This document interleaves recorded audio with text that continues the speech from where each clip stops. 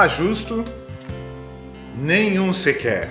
Isso está em Romanos, no capítulo 3, no versículo 10. É interessante que o apóstolo Paulo, que foi quem escreveu essa carta aos Romanos, ele vem desde o capítulo 1 demonstrar que todos, tanto os judeus quanto os gentios, eles estão debaixo do pecado. Inicialmente ele começa a falar a respeito dos gentios, dizendo que o gentio é indesculpável diante de Deus por não crer em Deus, uma vez que os atributos invisíveis de Deus, o seu eterno poder, a sua própria divindade, claramente são reconhecidos pelas coisas que foram criadas. Então não há razão para aqueles que não faziam parte da comunidade de Israel e não frequentavam o templo e não conheciam a lei de Deus e as escrituras do Velho Testamento, afirmarem que eu nunca ouvi falar de Deus. Claramente se reconhece pelas coisas que foram criadas. E daí ele fala que tais homens são indesculpáveis, visto que não glorificaram a Deus, antes fizeram deuses para si, conforme a sua imagem, conforme a sua concupiscência, conforme os desejos que tinham no seu coração, cada um de acordo com os pecados que gostava de praticar. Mas o judeu que recebeu da parte de Deus a lei, ele fala que ele não era melhor do que os gentios, porque esses que receberam da parte de Deus os oráculos de Deus, ensinam a outros, mas não ensinam a si mesmo. Querem ser guias, mas são cegos, então se tornam guias cegos. E o apóstolo Paulo fala a respeito de que o simples ouvidor da lei não é justo diante de Deus. Os que praticam a lei hão de se justificar diante de Deus. E aqui no capítulo 3 de Romanos, ele vem falar que ninguém pratica a lei. E é exatamente a forma como ele inicia nesse versículo 10 que está no slide ali. Não há nenhum justo, nem sequer um. Não há quem entenda, não há quem busque a Deus. Todos se extraviaram, a uma se fizeram inúteis. Não há quem faça o bem, não há nenhum sequer. A garganta deles é sepulcro aberto. Com a língua urdem engano, veneno de víbora está nos seus lábios. Não há quem faça o bem, não há um só. Isso está em Romanos, no capítulo 3, o versículo 10 em diante. Eu acabei falando aqui de cor para vocês, né? Depois de falar que não há justo nenhum sequer, não há temor de Deus diante dos seus olhos, ele fala no versículo 18. Aí ele fala no versículo 19, sabemos que tudo o que a lei diz é para os que estão debaixo da lei, que ela diz, para quê? Para que se cale toda a boca, tanto daquele que conhece a lei, quanto daquele que não conhece a lei. Para que se cale toda a boca, para que toda a boca seja fechada e todo mundo seja condenável diante de Deus. Por isso, nenhuma carne será justificada diante de Deus por obras da lei. Em razão de que, pela lei, ou a lei traz o pleno conhecimento do pecado. A lei só mostra que todos somos pecadores. Então, aquele que não conhece a lei é pecador do mesmo jeito, porque o fato de não conhecer não justifica. Mas aquele que conhece a lei, porém não pratica, também não é justo diante de Deus. Também não pode se vangloriar de que, porque conhece a Deus, é justo diante de Deus. O justo não é aquele que ouve a lei, o justo é aquele que pratica. E se você está em falta com um dos mandamentos, você não é justo diante de Deus. Por essa razão existe um versículo em Eclesiastes, no capítulo 7, o versículo 20. Não há homem justo sobre a terra. Não há quem faça o bem e que não peque. Não há. Mas eu pensava que eu era um homem justo. Sabe que já houve um tempo, houve um momento da minha vida em que eu achava, sinceramente, que eu era justo. Sim. Não perfeito, mas era bom. Nunca matei, nunca roubei. E muitas vezes a gente se nivela por isso mesmo, né? Aí quando você começa a olhar para a lei de Deus e conhecer um pouco mais da lei de Deus, você vê que o padrão de Deus é um pouco mais do que apenas não matar, não roubar. Quando ele fala não mentir, até para a mãe eu já menti. É um pecado mais grave, né? Aí tem dois, porque honra o teu pai e a tua mãe, e daí você mentiu para a mãe. Mas eu nunca adulterei. Aí Jesus diz, se você olhar, já adulterou. Não fazer imagens de coisas do céu. Então tem um monte de gente idólatra aí na... Eu não sou idólatra. Sabe que o nosso coração é uma fábrica de ídolo? E muitas vezes nós criamos ídolos para nós mesmos. Porque tantos idólatras, esses que nós enxergamos mais claramente, eles professam crer na Bíblia, quanto a nossa idolatria muitas vezes é produzida por um Deus que nós julgamos que está na Bíblia, mas não está. Sabe esse Jesus que é pregado por aí, que está mais para um banqueiro do que para um Jesus? E ele é pregado nas igrejas. Você dá tanto que ele te retribui com juro. Você faz para ele que ele vai te recompensar. Esse Jesus não está na Bíblia. Então, na verdade, ele é um ídolo fabricado pelo coração humano, segundo o meu desejo que eu tenho de receber da parte de Deus uma bênção. Eu quero que as coisas aconteçam na minha vida. Estou cheio de problemas que eu mesmo criei, para agora Deus resolver. Então, se nós formos analisar segundo o padrão de Deus, realmente não há justo. Nenhum de nós. Não há quem faça o bem. Nenhum de nós. Então Eclesiastes está certo. Não há homem justo sobre a terra que faça o bem, que faça o bem e que não peque. Nesse texto lá de Eclesiastes, se vocês observarem, ele fala que Deus olhou para a terra. Ele inicia assim: Deus olhou para a terra. E olhando para nós aqui na terra, Deus disse: não há homem justo sobre a terra que faça o bem e que não peque. Todos nós somos pecadores. Em maior ou menor grau, mas isso não importa para Deus, pecador é sempre pecador, todos nós somos pecadores. Mas a Bíblia, ela cita algumas pessoas que são justas, né? Então, por que a Bíblia cita algumas pessoas que são justas? Eu acho que esse versículo está errado. Lembra de Tiago, no capítulo 5, no versículo 16? Ele fala: muito pode, por sua eficácia, a oração do justo. Então significa que nós estamos perdidos, porque não tem ninguém que possa orar por nós, se não há justo. E muito pode a oração do justo, e não há justo, então estamos perdidos, não estamos? Mas então por que a Bíblia diz que o justo viverá pela fé? O justo viverá pela fé, se não há nenhum justo, ninguém viverá pela fé. Estamos tudo perdidos. Mas a palavra de Deus, inclusive, ela chama a atenção de algumas pessoas que Deus os chamou de justo.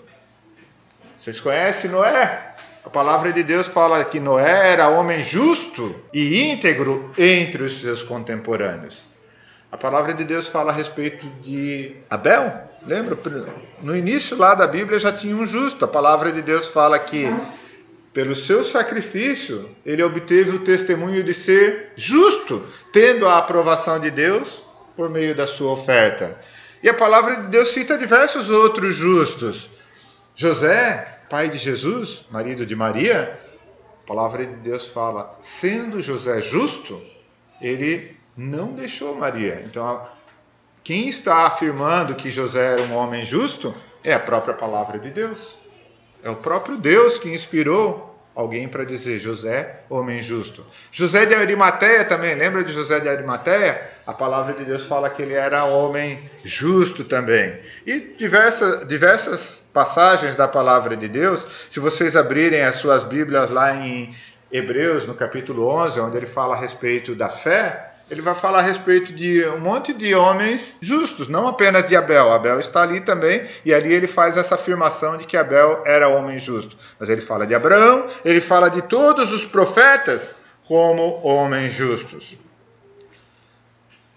E a palavra de Deus fala, não há justo, nem sequer um. Então é importante, e o objetivo do nosso estudo hoje, que eu gostaria de que nós saiamos daqui nesta noite sem deixar de entender, é o que a palavra de Deus está considerando justo quando chama esses homens de homens justos, e por que ela fala que não há justo nem sequer um. Por quê? Porque isso eu acho que é importante para mim. O Rogério Carnal, ele gosta daqueles provérbios que falam a respeito de que o Senhor não deixa passar fome o justo, e se não tem justo, a palavra de Deus fala que sobre a cabeça do justo a bênção, mas se não tem justo, e a palavra de Deus fala que a obra do justo conduz à vida, mas se não tem justo. Então eu quero entender esses versículos, eu preciso entender esses versículos para saber se eu estou ou não incluído entre esses justos que a palavra de Deus afirma. Então, no nosso estudo de hoje, nós vamos ver verdadeiramente que não há de fato justo, nem sequer um.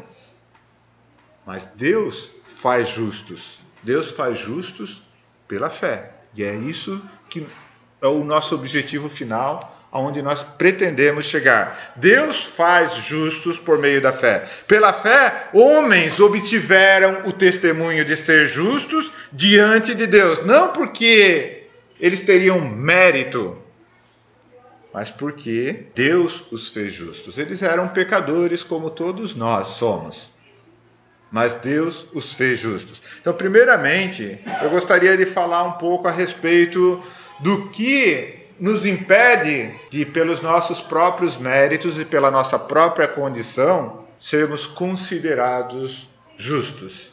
A palavra de Deus fala em Romanos, no capítulo 5, que por um só homem entrou o pecado no mundo. Por um só homem entrou o pecado no mundo, e pelo pecado entrou então a morte. Assim a morte passou a todos os homens, porque todos pecaram, todos nós. Todos pecamos. Então não há como eu argumentar, fazer asseveração de justiça própria. Porque eu reconheço que eu nem mesmo compreendo o meu próprio modo de agir, porque eu não faço aquilo que eu prefiro, mas eu faço aquilo que eu não quero. Isso é que eu faço. E isso que eu estou falando, embora se aplique muito bem a mim, Rogério, na verdade não são palavras minhas, são palavras de um apóstolo. E daí se o apóstolo fala de si mesmo que ele não faz o bem que prefere, mas o mal que detesta, eu muito mais então. O apóstolo diz, Cristo veio ao mundo para salvar os pecadores, dos quais eu sou o principal. Ele diz, o apóstolo diz, ele é o principal dos pecadores. Como? Ele só falou isso porque ele não me conhece. Ele só falou isso porque ele não conhece a igreja de Biguaçu. Ele só falou isso porque ele não vive no mundo em que nós vivemos. Não, mas ele tinha as razões dele para dizer, eu sou o principal. E hoje, nós vamos sair daqui dizendo, nós também somos os principais. Cada um de nós. Mas Deus nos fez justos. Não por nosso próprio mérito, não pela nossa própria vontade ou pelo nosso próprio esforço. Mas antes nós vamos falar um pouquinho a respeito dessa situação do pecado aí. Por um só homem entrou o pecado no mundo. Como assim por um só homem entrou o pecado no mundo? Então vamos lembrar um pouco da história. Quem quiser vai lá em Gênesis no capítulo 1, vocês vão ver no versículo 27 que Deus criou o homem.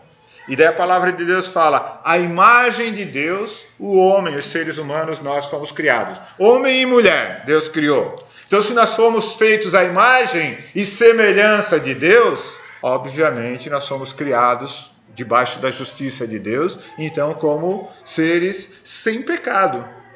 Adão e Eva, no princípio, antes de serem expulsos do jardim, eles poderiam afirmar que havia justiça neles, imputada por Deus, porque Deus os fez assim, Deus os fez perfeitos. Mas Deus os colocou num jardim e deu uma ordem. E vocês conhecem essa ordem que está lá em Gênesis, no capítulo 2, daí no versículo 17. Deus deu uma ordem assim, de todas as árvores do jardim, vocês podem comer livremente, mas da árvore do conhecimento, do bem e do mal, aquela que está lá no meio do jardim, vocês não podem comer. Por quê? Porque no dia em que vocês comerem daquela árvore, vocês vão morrer. Pode ler na Bíblia de vocês aí, está escrito: no dia em que dela comerdes, morrerás. Agora eu tenho uma pergunta para fazer para vocês. Eles morreram no mesmo dia em que eles comeram da árvore? Bom, nós acabamos de falar de um dos filhos deles, Abel, né?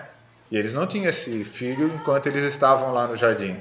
E eles tiveram mais filhos além de Abel. Teve Caim, teve também Sete, e filhos e filhas, a palavra de Deus fala, e que não eram poucos, provavelmente, porque eles viveram muitos anos, e a Bíblia inclusive conta a idade com que Adão morreu. Então, ele morreu ou não morreu no dia em que ele comeu da árvore do conhecimento do bem e do mal? É que a palavra morte para Deus não significa a mesma coisa que nós. Então, quando eu falo para vocês, no dia em que dela comerdes, morrerás, o que vem à nossa cabeça, a primeira coisa é: foi para a cidade dos pés juntos, bateu as botas, não é verdade? 7 palmos debaixo da terra. É isso que nós pensamos quando nós pensamos em morte. Mas para Deus, morte significa separação, está morto. Está destituído da glória de Deus e separado. A palavra morte significa separação. Eu tenho um teclado aqui na frente. Ele está vivo ou está morto? Ele só está desligado, mas ele está vivo, porque se eu precisar dele, ele está útil. É só apertar o botão aqui e ele...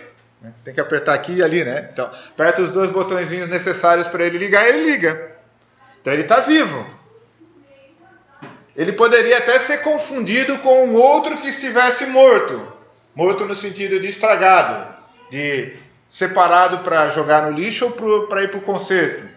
Depende do valor. Eu consertaria porque vale a pena consertar. Mas esse aqui está vivo. Então, para Deus, o conceito de vida ou morte é isso.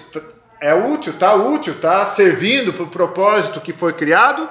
Ele pode até não estar servindo no momento, mas se está servindo...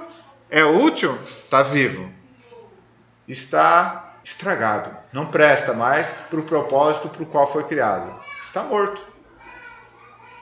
E porque está morto, ele vai ser separado, junto com aqueles que podem ser consertados, ou se não tiver conserto, vai ser jogado no lixo. E no momento em que ele é jogado lá no aterro sanitário, junto com os outros lixos, aí sim, agora ele foi sepultado, ou seja, morreu de uma vez. Mas ele já estava morto antes mesmo, porque não funcionava. É mais ou menos assim que nós estamos para Deus, irmãos. Nós estávamos, porque nós vamos chegar no justo logo, logo. Mas a palavra de Deus fala que nós estávamos mortos nos nossos delitos e pecados. Vamos abrir em Efésios, no capítulo 2. Efésios, capítulo 2, versículo 1 diz: e vos vivificou, estando vocês o quê? Estando nós todos o quê? Mortos em nossos delitos e pecados, ou ofensas e pecados, como a palavra de Deus, a minha Bíblia foi traduzida aqui. Estávamos todos mortos. No outro tempo, nós andamos desse jeito, segundo o curso desse mundo, segundo o príncipe da potestade do ar, que agora atua nos filhos da desobediência, entre os quais, em outro tempo, também nós andávamos nos desejos da nossa carne, fazendo a vontade da carne, e não servindo a Deus, não prestávamos para Deus. Então, quando Adão e Eva comeram daquele fruto que Deus disse, não comam, eles verdadeiramente morreram naquele dia, porque Deus deu um propósito, uma razão da existência de Adão e Eva. E qual que era a razão de existência para Adão e Eva? Cultivar e guardar o jardim de Deus. Para cultivar e guardar o jardim de Deus, eles não poderiam ter o pecado. Porque o pecado faz com que o homem, em vez de cuidar e guardar o jardim de Deus, o homem destrua as coisas de Deus. E não é verdade? Muitas pessoas já me perguntaram assim, mas se o homem foi feito para cuidar das coisas de Deus, por que está cheio de cientista aí, que já fez cálculos e estudos, e está dizendo assim, a natureza se regenera, se resolve melhor sozinha do que tendo o homem como cuidador?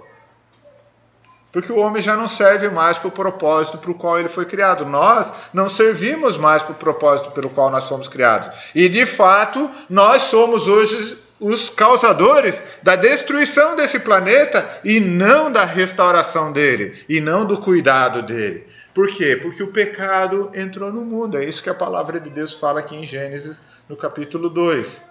Em Gênesis, no capítulo 3, ele vai explicar mais detalhadamente como essas coisas aconteceram. A serpente, mais sagaz do que todos os animais que Deus havia criado, ela chegou para Eva e disse: foi assim que Deus disse, de todas as árvores do jardim, você pode comer? Bom, Eva sabia muito bem qual que era a ordem de Deus. E ela disse: não, nós podemos comer de todos, mas da árvore do conhecimento do bem e do mal, aquela que está lá no meio do jardim, Deus disse: não, porque no dia que vocês comerem dela, vocês vão morrer. É interessante que Eva, ela estava tão ciente da ordem de Deus que ela até acrescentou uma palavra na ordem de Deus ali. Não, dela não comereis e nem tocareis. Deus não mandou não tocar, mas ela nem tocareis, que ela aquele fruto é o fruto perigoso. E a serpente diz: não, é certo que vocês não vão morrer. É que Deus sabe que no dia em que vocês comerem desse fruto, vocês vão se tornar como Deus, conhecedores do bem e do mal. E isso é verdade. Tanto é verdade que no versículo 32 do capítulo 3, Deus vai falar: eis que agora o homem se tornou como um de nós, conhecedor do bem e do mal. Então a serpente não estava falando mentira quando ela fala que o homem se tornaria mais semelhante a Deus. Então olha só, a ganância ou a soberba ou mesmo ali a tentação de Eva. Nós fomos criados à imagem e semelhança de Deus, agora nós vamos ficar um pouquinho mais parecido com Deus, porque agora a gente vai adquirir mais um atributo que é exclusivo de Deus: o conhecimento do bem e do mal. E isso vai nos tornar mais parecidos ainda, mais à imagem e semelhança de Deus do que já somos. E vendo que o fruto era agradável aos olhos e desejável para o entendimento, ela foi lá, tomou e comeu. Aí os homens estão todos aí: a culpa foi da mulher.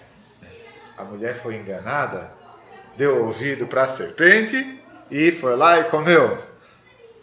Eu acho que o homem é mais burro que a mulher, porque o homem não precisou nem ser enganado, ele simplesmente foi lá e comeu. Porque a Bíblia só fala que ela deu para o marido e o marido comeu, ela não precisou nem convencer ele. Ela simplesmente ofereceu e ele comeu. Não importa quem é mais inteligente ou menos inteligente. O fato é que, por causa disso, o pecado entrou no mundo. E pelo pecado a morte, assim a morte passou a todos os homens, porque todos pecaram, e daquele dia em diante o homem passou a ser separado de Deus, morto nos seus delitos e pecados. E por isso eles saíram do paraíso, saíram lá do jardim do Éden, foram expulsos.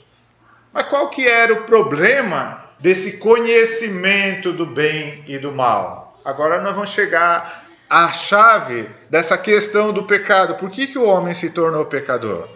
Lembra que lá em Gênesis, no capítulo 1, ele fala a respeito de que quando Deus criou o homem, a sua imagem e semelhança criou, tenha ele domínio sobre os peixes do mar, sobre as aves do céu, sobre todos os répteis que rastejam pela terra. Deus deu domínio ao homem sobre muitas coisas debaixo deste sol. Mas Deus não deu domínio ao homem sobre o bem e o mal, sobre esse conhecimento do bem e do mal. E essa é a diferença que faz toda a diferença entre Deus ter o conhecimento do bem e do mal e o homem, ser humano, ter o conhecimento do bem e do mal. Porque Deus tem o conhecimento do bem e do mal, mas tem domínio sobre o bem e o mal. E porque ele tem domínio sobre o bem e o mal, ele faz o bem e não faz o mal. E quando faz o mal dele redunda em bem. Porque a palavra de Deus diz que Deus aplica a sua ira. E ira é uma coisa má, mas ela é necessária. Então mesmo quando Deus faz alguma coisa necessária, um mal necessário, esse mal redunda em bem. Deus tem domínio sobre o bem e o mal e nós não temos. Por isso o apóstolo Paulo fala, e qualquer um de nós poderia falar também: eu não compreendo o meu próprio modo de agir, porque eu não faço o bem que eu prefiro, mas o mal que eu não quero é esse que eu faço.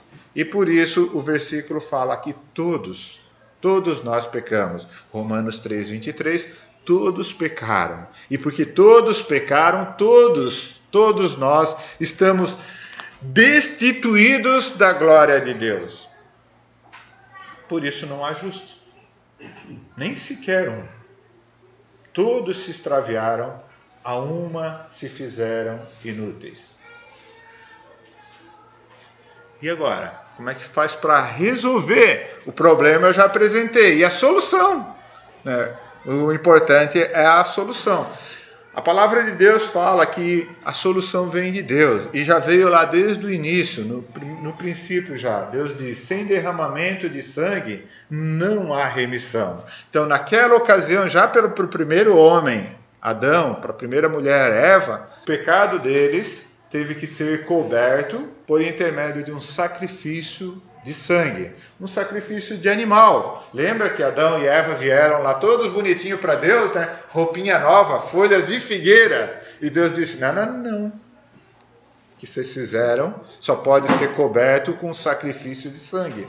E o primeiro sacrifício, o primeiro animal sacrificado, o inocente, morrendo por causa da culpa dos culpados ali, foi Deus quem fez. Sacrificou um animal para fazer vestimentas de pele para Adão e Eva.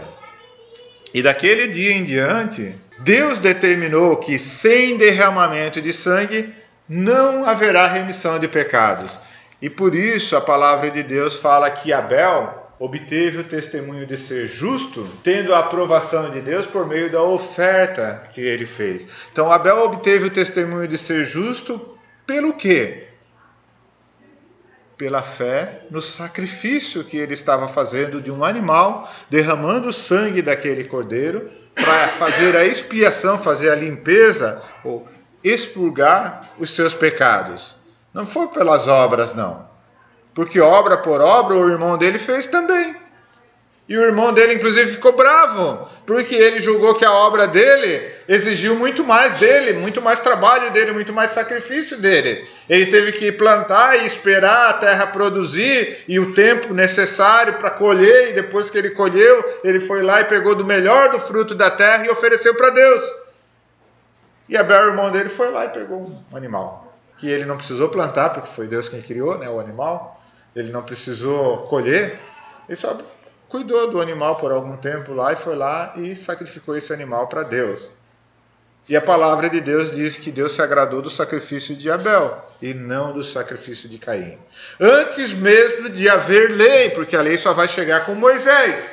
Os homens expiavam os seus pecados por intermédio da remissão dos seus pecados pelo sacrifício de um animal limpo, um animal puro, um animal inocente. Para nós e para Deus também. Parece uma coisa assim, tanto quanto cruel, não é verdade? Coitado do animal.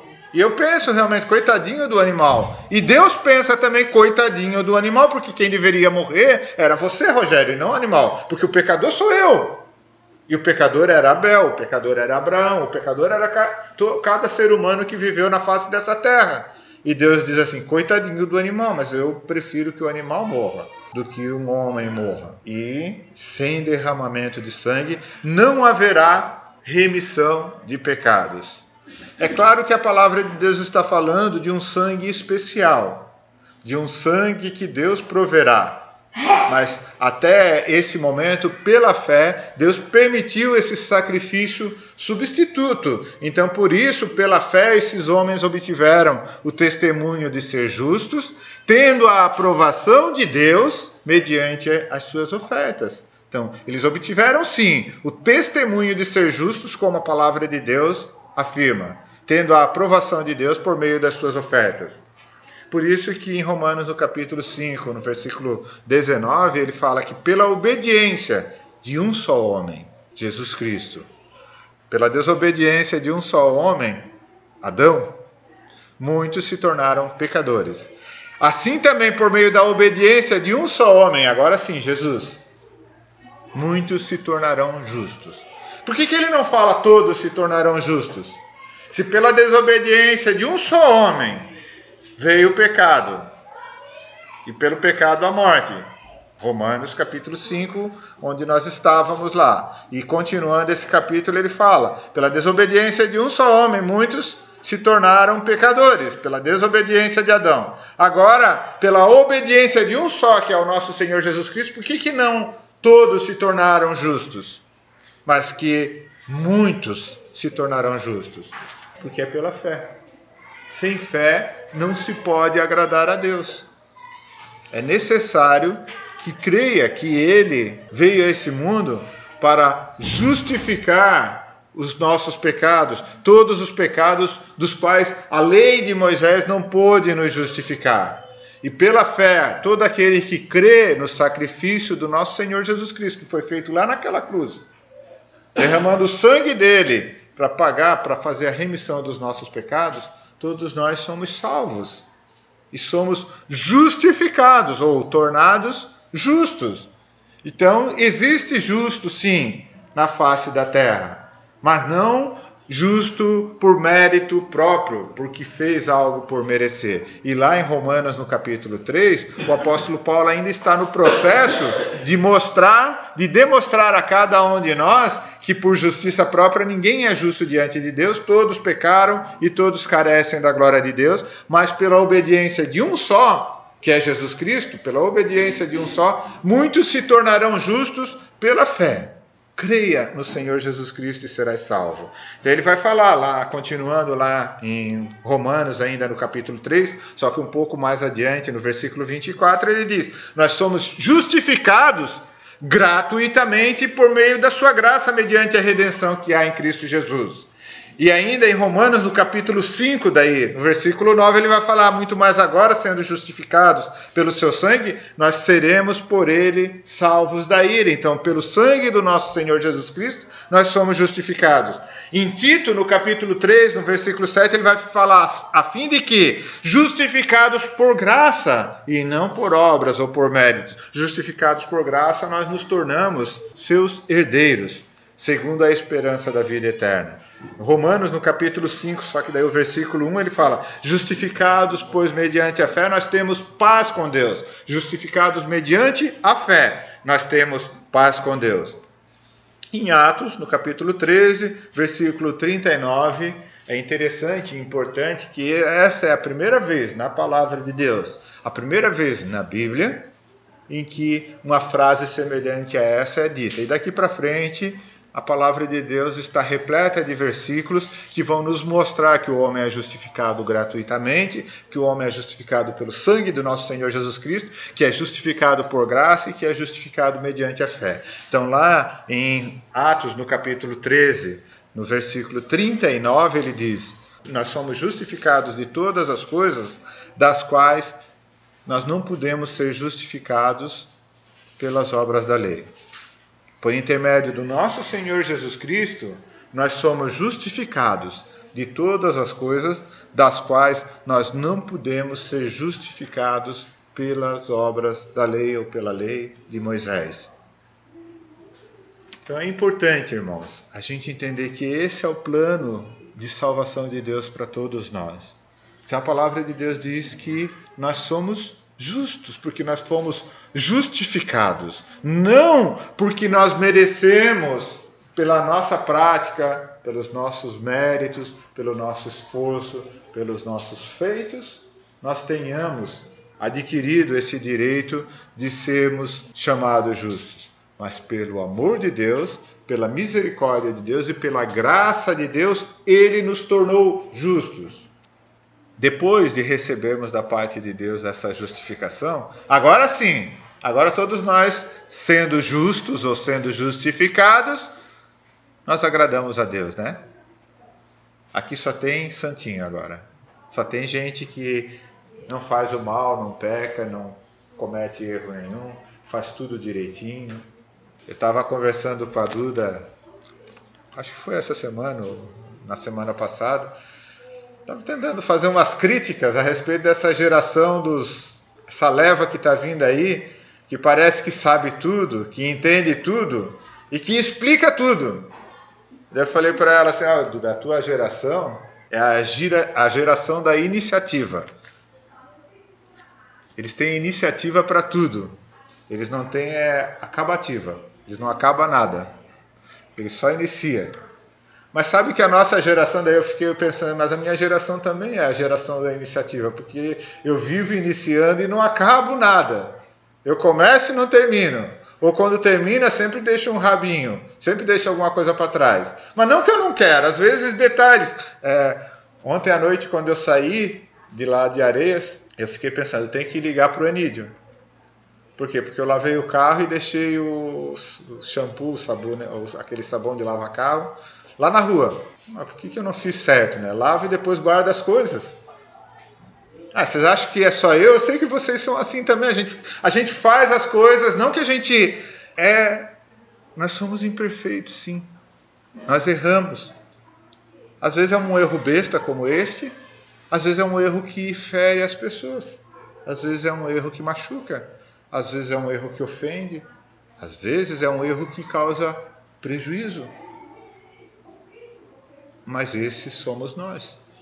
E porque nós somos assim, e Deus sabe que nós somos assim, de antemão, antes mesmo de você existir, Ele já te conheceu. Sabe que tem um versículo da Bíblia que fala que aos que de antemão conheceu, ou seja, você nem era nascido ainda e Deus já te conheceu. Não só te conheceu, como Ele te predestinou para essa salvação. Predestinar no sentido de que Ele projetou tudo isso aqui, antes da fundação do mundo.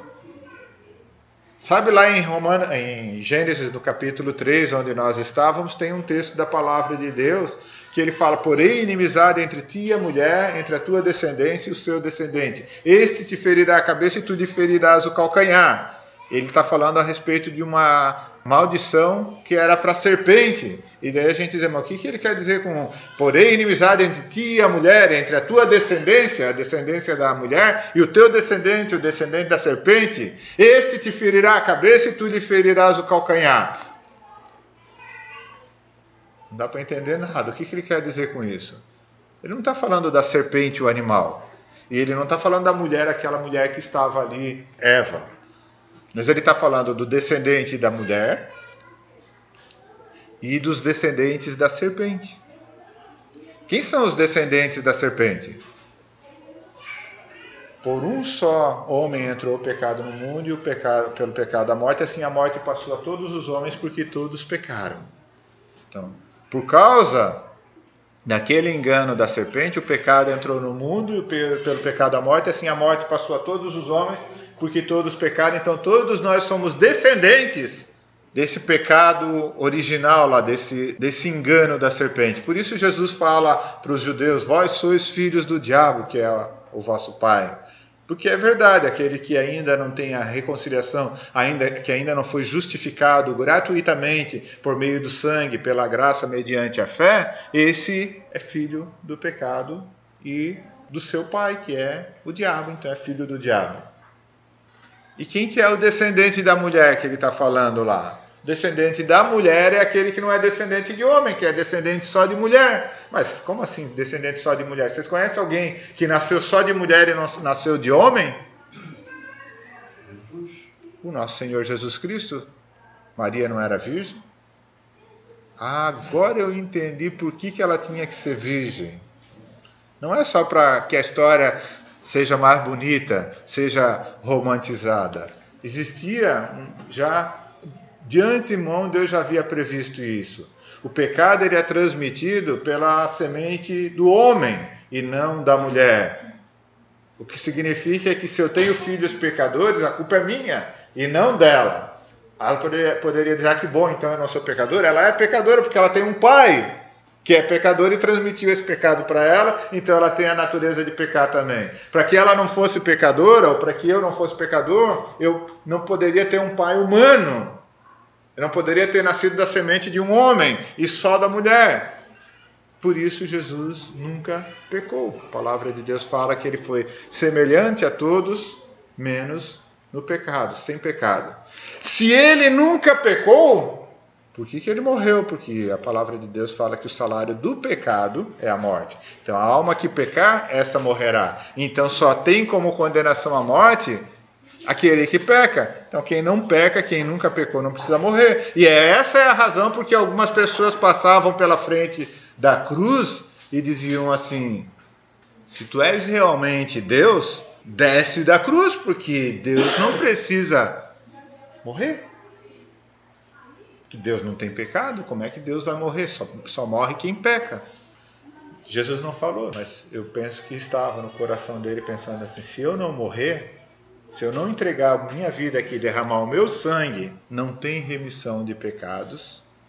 Para o Rogério, para aqueles irmãos que vão estar reunidos, tudo isso aqui é em vão, aqueles irmãos que vão estar reunidos lá em Biguaçu no ano 2000, e aquelas pessoas que estavam ali ao redor do nosso Senhor Jesus Cristo também. Por isso ele fala: Pai, perdoa-lhes, não lhes imputes esse pecado. Porque a razão pela qual ele estava naquela cruz era para entregar a sua vida por todos nós. E isso foi planejado por Deus antes mesmo da fundação do mundo. Por isso que a palavra de Deus vai nos falar em Romanos, daí aos que de antemão conheceu, também os predestinou. E aos que predestinou, a esses também chamou. E aos que chamou, a esses também justificou. E aos que justificou, a esses também glorificou. E quem são esses dos quais ele está falando aqui? Somos nós. Então, de antemão, ele nos conheceu. E quando ele nos conheceu, ele olhando lá de cima, lembra do primeiro slide? Olhando lá de cima, ele viu que não há justo na terra e não há quem não peque. Não há quem faça o bem e não há quem não peque. E ele estava olhando para nós. De antemão, ele já sabia da nossa condição. E porque ele sabia da nossa condição e que ele sabia que nada poderíamos fazer para a nossa justificação, ele nos conheceu e também nos predestinou. Predestinou no sentido de ele ter previamente elaborado um plano de salvação para as nossas vidas. Tudo provém de Deus que nos justificou. Nada disso foi feito por nosso mérito. Lembra de Abel? Ele não podia dizer que ele mereceu. Ele simplesmente obedeceu. Deus mandou ele fazer um sacrifício, ele fez. Assim com Abraão, assim com todos que vieram depois dele. E daí em Hebreus ele vai falar que ele, por essa atitude, eles obtiveram o testemunho de ser justos diante de Deus, tendo a aprovação de Deus por meio das suas ofertas. E por esses todos que Jesus morreu na cruz, ele também chamou. Jesus Cristo, nosso Senhor, morreu na cruz para pagar pelos pecados de todos os homens. Não só daqueles que vão ouvir o chamado, mas só receberão a justificação aqueles que ouvirem o chamado, sim. Mas ele morreu por todos os pecadores. Todos. E ele os chamou. E esses que ouviram então o chamado, por meio da fé e não por meio das obras, esses que ouviram o chamado, a esses então ele justificou, ou ele os fez justos, os tornou justos. Então, se você crê em Jesus Cristo, se você ouve esse chamado, e neste momento que você está ouvindo este chamado, você está ouvindo que Jesus Cristo morreu na cruz para pagar pelos seus pecados, você diz: eu creio, eu aceito Jesus como meu Senhor e Salvador. Eu quero essa salvação de Deus. Eu quero me reconciliar com Deus. Deus faz de você um justo. Não que você mereça ou que você tenha feito isso por conta própria. Mas Deus faz de você um homem e uma mulher justa porque Deus os justificou. E a aqueles a quem ele justificou, a esses também ele glorificou. Então, muito pode realmente a oração do justo. Então, quando ele fala muito pode a oração do justo, seria o mesmo que ele dizer muito pode a oração daquele que creu no Senhor Jesus Cristo para a sua justificação e por isso se tornou justo. Muito pode a oração do justo, porque o justo foi justificado pelo sangue do nosso Senhor Jesus Cristo. E todos os justos que viveram na face dessa terra foram justificados por meio desse sangue também. Mesmo aqueles que não viram Jesus lá crucificado naquela cruz, ainda que eu também não vi ele lá, mas pela fé eu creio, e pela fé Abel creu, pela fé Noé também creu. e por isso ele fez os sacrifícios em obediência a Deus, que são testemunho da fé que ele tinha, e por isso ele foi considerado justo, e assim todos os profetas também, como a palavra de Deus diz. Irmãos, para nós terminarmos agora, eu gostaria de exortar e estimular a cada um de vocês, para que nós saiamos daqui com dois sentimentos. Esse sentimento de alívio, porque nós fomos justificados pelo sangue de Cristo, não há mais condenação para aqueles que estão em Cristo. Você pode ter essa certeza de que em Cristo a sua oração pode muito, porque você é justo, porque foi justificado por Ele. Mas que você saia daqui também com um sentimento de pesar ou de temor e desejo pelas almas que ainda não conhecem este Evangelho. Porque neste mundo não há justo nem sequer um. Não há quem entenda e não há quem busque a Deus.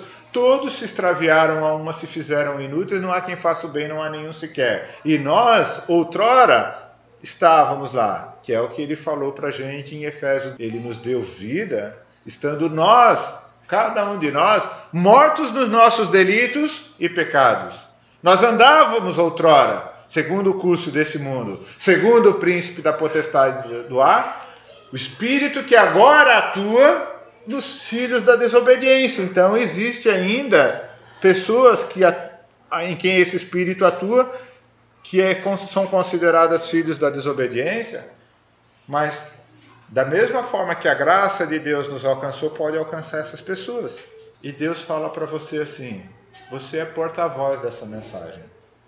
Deus já fez tudo pela salvação sua e deles. Deus nos deu apenas uma tarefa, que é um ministério. Não é para a nossa salvação, mas é chamado de o ministério da reconciliação, para poder reconciliar outras pessoas com Cristo Jesus, nosso Senhor e Salvador. Deus poderia fazer de um jeito diferente, não poderia? Em outros tempos, no Velho Testamento, você vai ler o Velho Testamento lá e você vai encontrar mensageiros de Deus. E quem que eram esses mensageiros? Quem que Deus usava como mensageiros no Velho Testamento? Seus anjos. Aí você poderia dizer, opa, então, trabalho dos anjos. Então Deus vai usar os anjos hoje para anunciar o Evangelho da graça do nosso Senhor Jesus Cristo, para que as pessoas venham a crer. Não é verdade? Deus não vai fazer isso. Deus poderia fazer isso, mas Ele não vai fazer isso, porque Ele escolheu você para ser mensageiro dele nos dias de hoje. Deus poderia colocar alto-falantes lá no céu, e num determinado horário do dia vinha aquela voz que anunciava este evangelho da salvação, que Deus, antes da fundação do mundo, elegeu todo aquele que crê no Senhor Jesus Cristo, poderá ser salvo. Deus tem poder para isso, mas Deus não vai fazer, porque Ele escolheu você e Ele escolheu a mim. Deus poderia até colocar no DNA humano, sabe? O DNA humano traz muitas informações. A cor do cabelo, a cor dos olhos, a altura, tudo já está programado. A informação, até o seu QI, a sua inteligência, está lá projetado, está lá no DNA humano como se fosse o projeto de Deus, de tudo aquilo que precisa ser feito e transformado na sua vida, tanto questões de intelecto quanto questões de aparência. Então Deus poderia colocar no DNA humano também essa informação de que Cristo morreu na cruz para pagar pelos nossos pecados e todo aquele que nele crê será salvo. Mas Deus não fez isso, porque Ele deu esse ministério a nós, a cada um de nós. De sorte que nós somos embaixadores em nome de Cristo, como se Deus exortasse por nosso intermédio. E é por isso que nós estamos aqui. Ontem, na mensagem que eu trouxe lá na igreja em Areias, nós estávamos falando, por que igreja? Por que existe igreja? A igreja parece que é um mal necessário, porque assim, aquilo que a gente chama de igreja nesse mundo tem desonrado o nome de Deus, tem blasfemado até contra o nome de Deus, porque tem feito coisa que Deus não mandou fazer. Então, melhor seria, foi salvo, vem um arrebatamento e leva. Foi salvo, Vem o arrebatamento e leva. Foi salvo? Vem o arrebatamento e leva.